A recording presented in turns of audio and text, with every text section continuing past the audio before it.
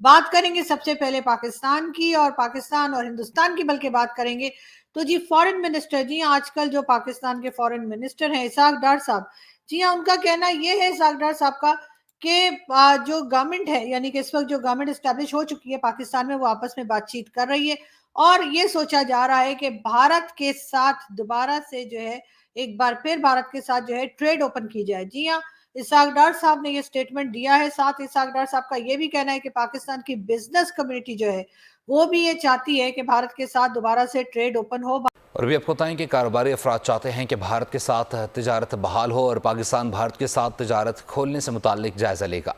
वज़ीर ख़ारजा इसहाक डार की लंदन में मीडिया से बातचीत, उन्होंने मुआशी मसाइल का ज़िम्मेदार PTI को करार दिया। कहा PTI हुकूमत ने जाते जाते कहा भी था कि बारूदी सुरंगें बिछा दी गई हैं। मुआशी मैदान में मुल्क को 24वें से 47वें नंबर पर धकेल दिया गया। बोले अमरीकी सफ़ीर अगर बानी PTI से मिलने की दरख्वास्त करते हैं तो फैसला अदालत करेगी। जय हिंद दोस्तों, आज का टॉपिक है कि पाकिस्तान के फॉरेन मिनिस्टर इसाक डार साहब ने ये फिर से अपनी ख्वाहिश जाहिर की है कि वो हिंदुस्तान के साथ दोबारा ट्रेड रिलेशंस बहाल करना चाहते हैं और वो ट्रेड करना चाहते हैं इंडिया के साथ। तो इसमें सर इसाक डार साहब, हम आपको ये बता दें कि ये आपने ही बंद किया था 2019 में, जब इंडिया ने 370 को एब्रोगेट किया था। हमारी तरफ से ये बंद नहीं था, ये इमरान खान साहब ने बंद किया था। आज आप इसको ओपन करना चाहते हो, इसका मतलब ये है कि जब आपका मन करेगा आप इसको ओपन करेंगे, जब आपका मन करेगा आप इसको क्लोज करेंगे। आज आपको हमारी ज़रूरत है तो आप इसको ओपन करेंगे, कल को आपके पास पैसा आ गया तो आप फिर बंद कर देंगे। सर, ऐसे नहीं होता है। और उसके बाद सबसे बड़ी बात है कि इंडिया क्यों करेगा?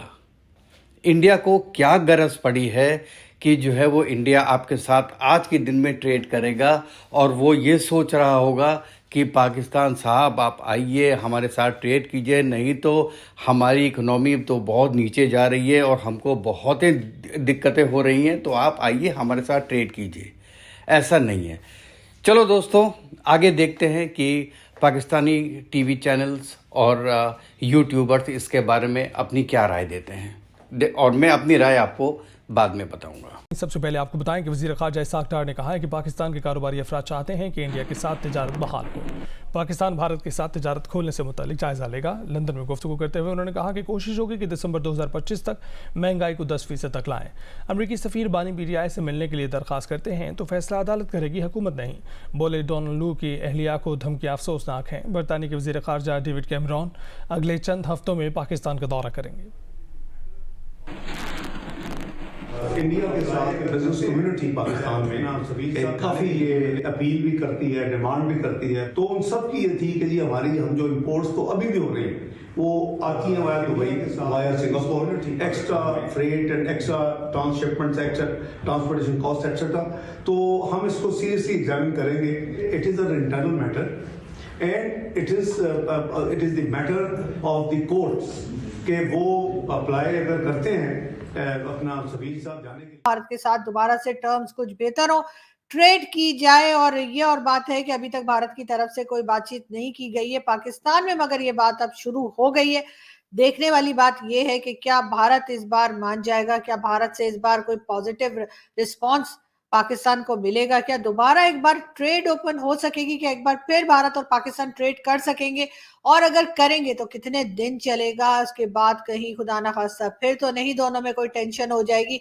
ये बहुत सी चीजें हैं जो यकीनन भारत के लिए भी एक सोचने की बात होगी, और यकीनन उनको भी इस तरफ बहुत देखना होगा और पाकिस्तान को भी बहुत ख्याल के साथ इस चीज को लेकर आगे बढ़ना पड़ेगा।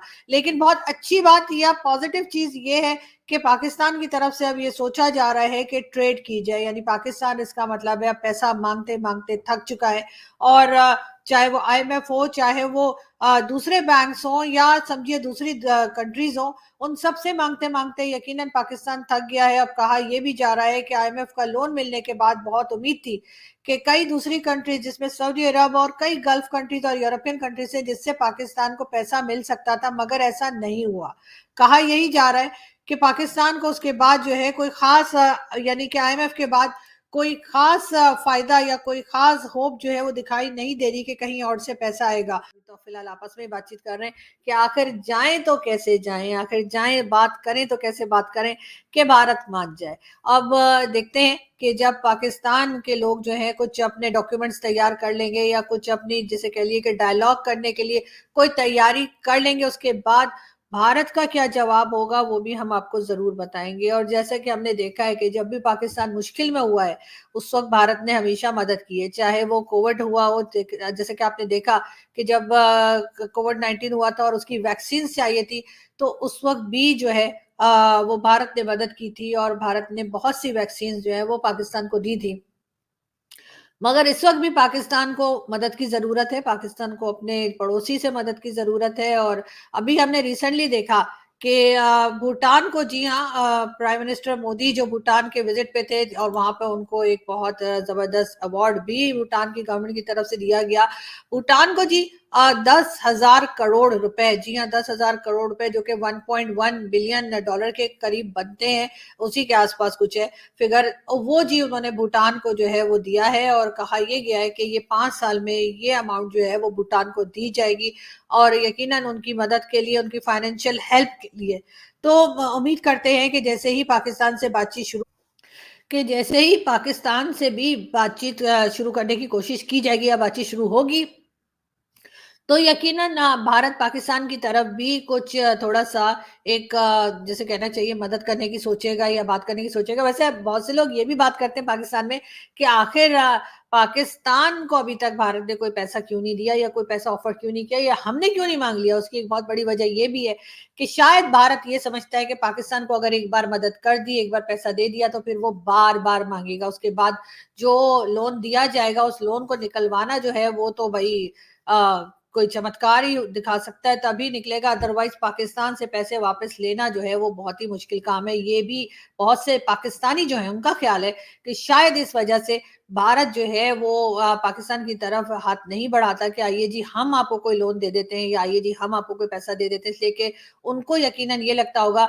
कि दे तो देंगे लेकिन उसके बाद वापस कैसे लिया जाएगा। इसलिए कि पाकिस्तान तो हर बार जो है जिस जिस किसी से भी लोन लेता है, यानी जिस भी कंट्री से लोन लिया जाता है पाकिस्तान में, उनको जो है वो वापस करने के टाइम पे जो है बड़ी मुश्किल होती है और अक्सर पाकिस्तान वापस नहीं करता, बल्कि कुछ ना कुछ हो जाता है, कभी फ्लड आ जाता है, कभी अर्थक्वेक आ जाता है, कभी कुछ आ जाता है और वो लोग जो अपना पैसा वापस लेने के लिए बैठे होते हैं उनको लेने के देने पड़ जाते हैं। यानी कि बजाय इसके कि वो अपना पैसा वापस लें, वो हमें मजीद पैसा दे देते हैं कि जी ये लीजिए, आप फ्लड में जो आपके विक्टिम्स हैं उनको देख लीजिए, अर्थक्वेक में जो नुकसान हुआ है उसमें कुछ काम कर लीजिए। और इसी तरह से पाकिस्तान को पैसे वापस करने के बजाय मजीद पैसे जो हैं वो लेने पड़ जाते हैं या वो ले लेता है। अब यही चीज यकीनन भारत भी सोचता होगा कि आखिर हम अगर पैसा दे दें तो फिर उस पैसे को वापस कैसे लिया जाएगा? क्या पाकिस्तान वाकई में वो पैसा वापस करेगा या फिर हमें हमारे साथ भी वही कुछ होगा कि पाकिस्तान के हालात नहीं सुधरेंगे और बार बार पाकिस्तान पैसा, मजीद पैसा मांगेगा? शायद ये भी एक चीज है जो भारत को जो है, जो भारत जो इस वक्त सारी दुनिया की मदद कर रहा है, जहां जहां पे भी लोग कहते हैं या जरूरत पड़ती है,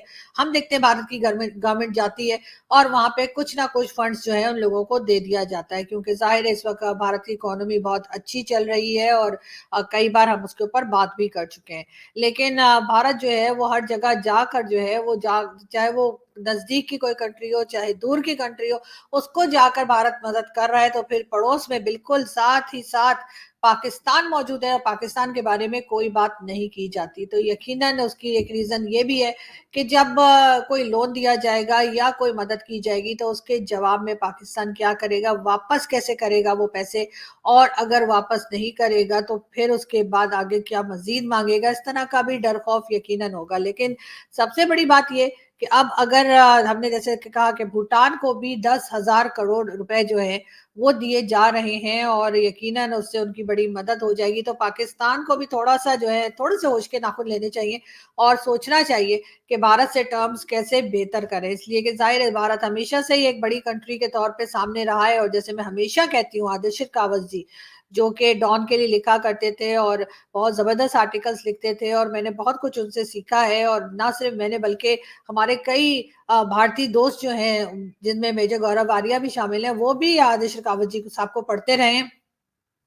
उनसे भी मैंने कहा, आपको बताया था पहले भी कि जब उनसे पूछा गया कि पाकिस्तान को हिंदुस्तान के साथ कैसे बिहेव करना चाहिए। तो उन्होंने यही कहा था जैसे एक छोटा भाई बड़े भाई से करता है। अब देखने वाली बात ये है कि इस वक्त छोटा भाई बहुत परेशान है, तो बड़ा भाई जो है क्या वो एक बड़े भाई की तरह हाथ बढ़ाएगा, क्या वो मदद करेगा। अब लोग ये ना शुरू हो जाएंगे जी मैं ये कह रही हूँ और मैं भारत को कह रही हूँ कि मदद कीजिए। ये मैं नहीं कह रही, मेरा ख्याल है कि कोई भी ऐसा इंसान जिसमें थोड़ी सी भी इंसानियत होगी और वो यहाँ के लोगों की हालत देखेगा तो वो यकीनन सोचेगा कि कुछ ना कुछ पाकिस्तान की मदद की जाए, और जाहिर है अपने टर्म्स और कंडीशंस के हिसाब से की जाए। वैसे तो मैंने पहले भी कहा था मोदी जी से कि एक बार मतलब आप लोगों के लिए तो आपने 14 बिलियन अपने कश्मीर में लगा दिए, 14 बिलियन डॉलर जो है वो आप कश्मीर में लगा के वहां पे डेवलपमेंट कर रहे हैं। उसमें से 14 ना सही, आप सिर्फ 3 बिलियन डॉलर पाकिस्तान को देकर देखिए, उसके बाद ये ऐसे चुप करेंगे कि फिर जरा सी भी आवाज नहीं आएगी आपको। ना कश्मीर कश्मीर करेंगे, ना गुजरात गुजरात करेंगे, ना बीजेपी को कुछ कहेंगे, ना मोदी जी को कुछ कहेंगे, बल्कि मोदी जी को तो पाकिस्तान भी यहाँ का जो भी सबसे बड़ा अवार्ड होगा वो भी दे दिया जाएगा, ये भी यकीन कीजिए। इसलिए कि जाहिर है कि जब हम पैसे ले लेंगे तो फिर जाहिर है आप तो हमारे वैसे ही माई बाप हो जाएंगे जैसे चाइना है, तो हमने फिर भला भारत को क्या कहना है। तो ये रोज रोज के झगड़े, कभी यहाँ से नॉन स्टेट एक्टर जा रहे हैं तो कभी वहां से कुछ नाराजगी चल रही है, तो कभी कह रहे हैं कि जी एयर स्ट्राइक कर देते हैं, कभी कहते हैं घुस के मारेंगे, ये सारे झंझट हो जाएंगे खत्म। एक बार सिर्फ एक बार जो है 3 बिलियन डॉलर की ऑफर करके तो देखिए, उसके बाद अगर यहाँ से आपको एकदम बदले हुए और एकदम चमत्कारी किस्म के लोग ना दिखे तो फिर मुझे कहिएगा। यहाँ पे मैं ऐड करना चाहता हूँ कि मे बी 1990 तक ये हमारे लिए पॉसिबल नहीं था कि हम 4-5 बिलियन डॉलर्स पाकिस्तान को सॉफ्ट लोन की तरह दे दें, लेकिन हाँ आज की डेट में ये पॉसिबल तो है, लेकिन हमें ये नहीं पता कि ये दे के भी सब कुछ ठीक होगा कि नहीं होगा। क्योंकि पाकिस्तान में सबसे बड़ा प्रॉब्लम यह है कि वहाँ पे जो पॉलिसी है वो इंडिविजुअल पे रन करती है, वो एक सिस्टम रन नहीं करता है। तो आज के जो आर्मी चीफ है और आज के जो मैनेजमेंट है वो ये कहती है कि इंडिया के साथ ट्रेड कर लो, वो कहती है इंडिया के साथ रिलेशंस अच्छे कर लो। ठीक है, हम कर लेंगे, लेकिन 3 साल के बाद आर्मी चीफ चेंज हो जाएगा। वहाँ पे गवर्नमेंट कोई 5 साल तक रही नहीं कभी पाकिस्तान में, वो 3 साल में चेंज हो जाएगी। तो उसके बाद नया चीफ आएगा, वो अपने तरीके से सोचेगा कि इंडिया के साथ कैसे डील करना है। तो हम तो हमेशा इसी उधेड़-बुन में लगे रहेंगे कि भैया नेक्स्ट चीफ क्या बोल रहा है, क्या सोच रहा है। तो हम इतना बड़ा रिस्क कैसे ले सकते हैं। और इसीलिए मेरी राय में इंडिया को इन सब मामलों में बहुत सोच विचार के बाद निर्णय करना चाहिए कि पाकिस्तान के साथ एक्चुअल ट्रेड करनी चाहिए या नहीं करनी चाहिए, या उनसे कुछ श्योरिटीज़ पहले लेनी चाहिए जिसमें कि इंटरनेशनल फोरम्स, इंटरनेशनल इदारे जो होते हैं वो उसमें इन्वॉल्व हों, उनके साथ कुछ बैठ के साइन किया जाए। उसके बाद इंडिया को ज़रूर सोचना चाहिए कि पाकिस्तान के साथ ट्रेड बहाल की जाए। थैंक यू वेरी मच आप लोग के लिए कि आप लोगों ने ये वीडियो अंत तक देखा। Thank you very much. और अगर आप लोगों को ये वीडियो अच्छा लगा हो तो प्लीज़ इसको सब्सक्राइब कीजिएगा और बेल आइकन का बटन दबा दीजिए, जिससे कि जैसे ही कोई नया वीडियो मैं लाऊं वो आपके तक पहुंचे। और प्लीज़ इस चैनल को इसको वो लाइक भी कीजिएगा। Thank you very much.